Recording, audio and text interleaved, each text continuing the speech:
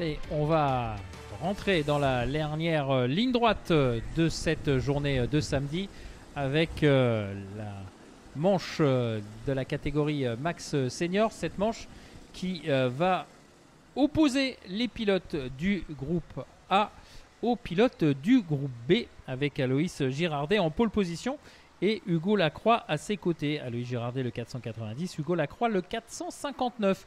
Derrière eux, on va retrouver Pablo Esteves le 424 et Titouan Lescalier le 518. Matteo Deverne le 429 et Hugo Grasto le 595.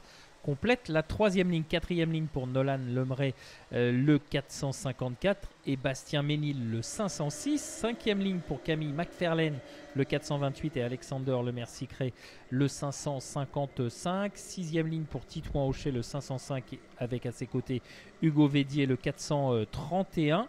Septième ligne pour Yanis, si je commence par le deuxième, ça va pas aller. C'est Raphaël Benatouille, le 482, qui aura à ses côtés Yanis Martin, le 590. Huitième ligne pour Esteban Fichard-Tordelier, avec le numéro 525, qui aura à ses côtés Alexandre M, le 544. Neuvième ligne pour Alexandre Piquet, le 521, et Matteo Kubrick, le 596.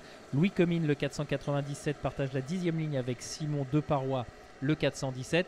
Voilà pour les principales formations de cette grille de départ, alors que les pilotes sont en train de revenir vers nous pour lancer cette manche Rotax Max Senior.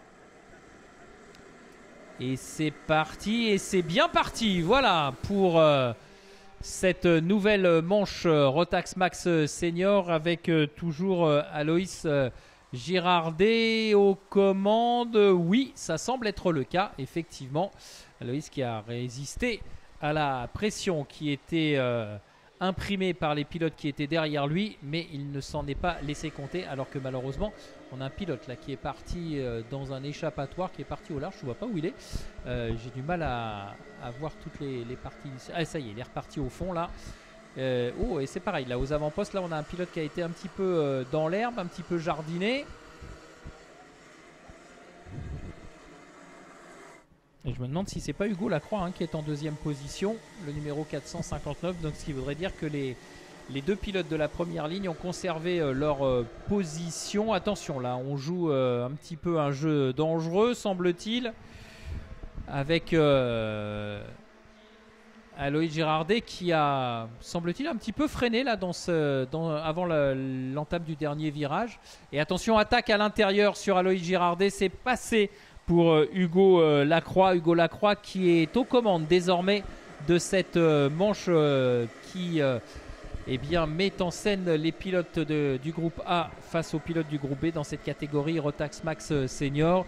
Et Hugo Lacroix est donc le nouveau leader dans cette manche qualificative. Derrière, on retrouve Pablo Esteves comme tout à l'heure et Nolan Lemray et Pablo Esteves qui vient de prendre la deuxième position à Aloïs Girardet. Voilà, Lacroix, Esteves, Girardet, Lemray. C'est l'ordre de passage du quatuor de tête lors de ce dernier tour.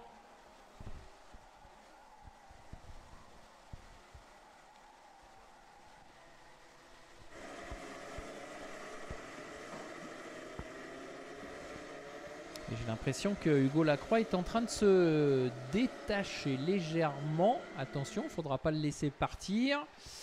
Et derrière, ouais, ça se frictionne un tout petit peu, c'est pas bien méchant. Mais le ton monte entre Pablo Esteves, entre Aloïs Girardet et Nolan Lemray. Et ça permet derrière à Bastien Ménil de recoller quelque peu, même si l'écart n'est pas tout à fait comblé sur le quatuor de tête. Mais ça ne saurait peut-être tarder pour Bastien Ménil. Pour l'heure, on laisse la direction des opérations à Hugo Lacroix. J'ai l'impression que derrière, on est prêt à bondir hein, à la moindre occasion. En tout cas, pour l'instant, c'est peut-être un petit peu tôt pour dévoiler son jeu, dirons-nous. On va rester dans cet ordre, quoique.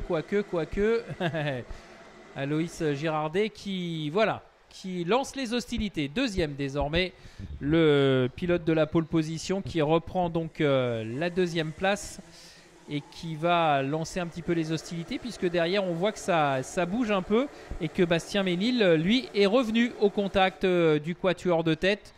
Va peut-être attaquer même dans la foulée. Bastien Ménil, il s'est mis à l'extérieur à l'entrée de la parabolique pour peut-être replonger plus tard. Non, ça ne passera pas.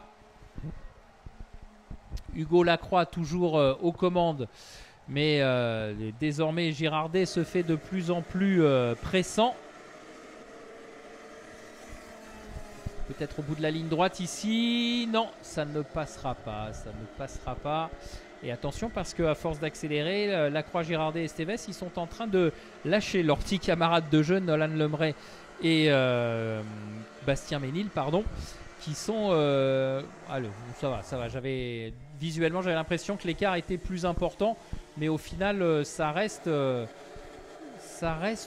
gérable, on va dire, pour l'instant, mais il ne faut pas lâcher plus de terrain. Allez, Hugo Lacroix, toujours devant Aloïs Girardet, Pablo Esteves et Bastien Ménil, qui est désormais passé en 4e position. Voilà aussi pourquoi on avait un petit peu perdu le contact dans ce dépassement sur Nolan Lemray. On a peut-être perdu un tout petit peu de temps, mais là, les choses sont en train de rentrer dans l'ordre. Bastien Ménil qui fait l'effort pour revenir au contact de Pablo Esteves. Toujours Hugo Lacroix aux commandes. Aloïs Girardet pour l'instant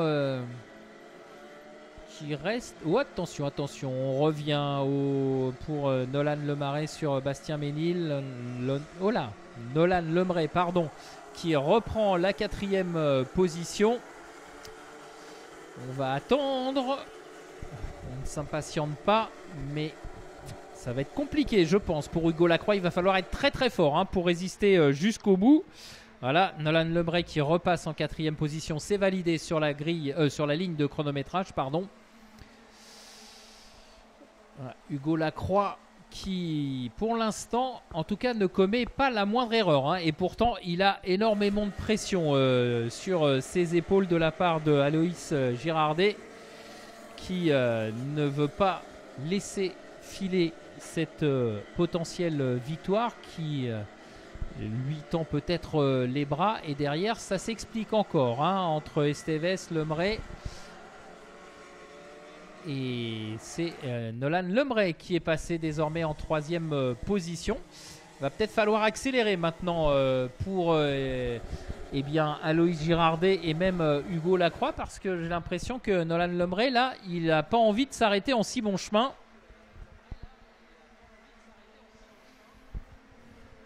Hugo Lacroix qui retarde hein, de plus en plus ses freinages. On a vu son kart partir un petit peu en glisse, déstabilisé. Mais pour l'instant, eh bien, Aloïs Girardet ne trouve pas l'ouverture. Attend-il les derniers instants de cette manche pour porter une attaque décisive? Mais attention, comme je disais, derrière, il y a Nolan Lemray qui est revenu très très fort sur ce groupe de tête et qui est venu maintenant s'intercaler en 3e position.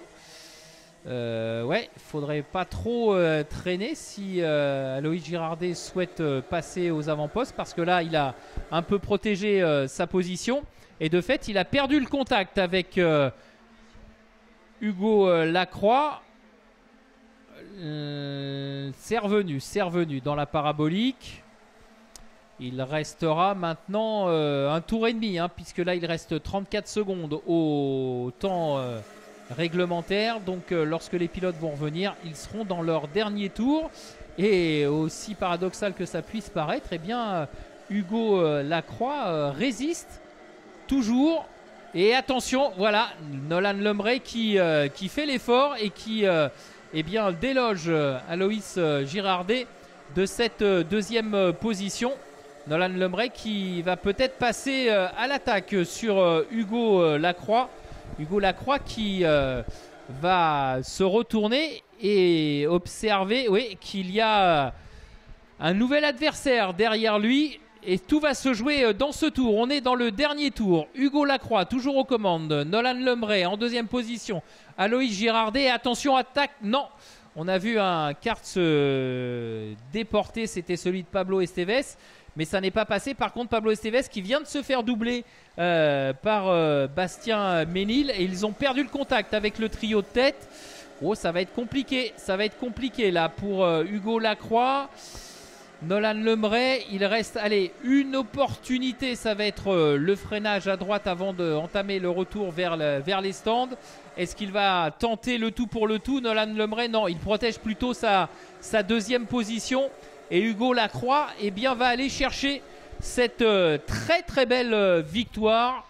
Voilà, maîtrisée, dominée et achevée sur cette très belle première position. Hugo Lacroix qui s'impose donc devant Nolan Lemray et Aloïs Girardet. Et du coup, au classement intermédiaire, ça fait que Hugo Lacroix prend les commandes de ce classement intermédiaire. Pour l'instant, attention, il reste encore 2 autres manches dans cette catégorie Rotax Max Senior. Donc il va falloir attendre que tout le monde ait évidemment parcouru sa dernière manche pour faire le point définitif. Mais là, avec cette victoire, Hugo Lacroix s'invite à la table des grands.